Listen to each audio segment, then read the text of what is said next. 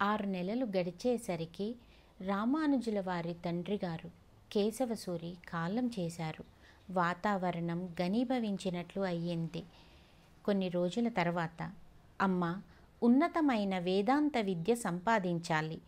తిరుపూట్కుషి వద్ద యాదవ ప్రకాశులు గొప్ప పండితులు. అక్కడికి మకాం మారుద్దామా? అది కాంచీపురానికి దగ్గరలోనే ఉంటుంది. వారు ఎందరికో పాఠం చెప్పారట. నాయన, ధనార్జన కంటే జ్ఞాన సముపార్జనే ముఖ్యం. అవకాశాన్ని వదలద్దు.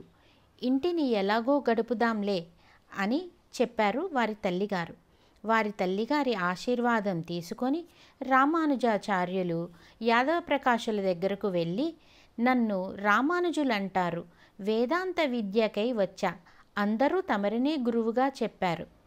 తేజస్వి, తప్పక నేర్పిస్తా, రా నాయనా. గురువుగారు ఇలా అనుకుంటున్నారు. ఆహా, ఎంత శ్రద్ధగా వింటున్నాడు. ఇతని కళ్ళు నన్ను ఏవో ప్రశ్నిస్తున్నట్లు ఉన్నాయే. సత్యం, జ్ఞానం, అనంతం బ్రహ్మ. బ్రహ్మ పదార్థం అసత్యం కానిది, అంటే మాయ కంటే వేరు. అజ్ఞానము కానిది, అంతము లేనిది, నశించనిది, అంటే నిత్యమని అర్థం. గురుదేవా, ఏమిటి? బ్రహ్మ అనేది సత్యము, అంటే సత్యమే అయినా ప్రకృతి కంటే విలక్షణము, గొప్పది అని.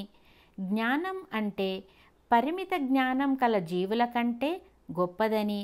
అనంతం అంటే ఒక ప్రదేశానికే చెందనిది, దేశ కాలాలకు కట్టుబడనిదని చెప్పవచ్చు కదా. ఆహా, ఇటువంటి అర్థం నాకెందుకు స్మరించలేదు? కాదనటానికి లేదు. ఎంత చక్కగా చెప్పాడు. అయ్యో, గురువుగారు ఇంకా వివరంగా చెప్పేవారేమో.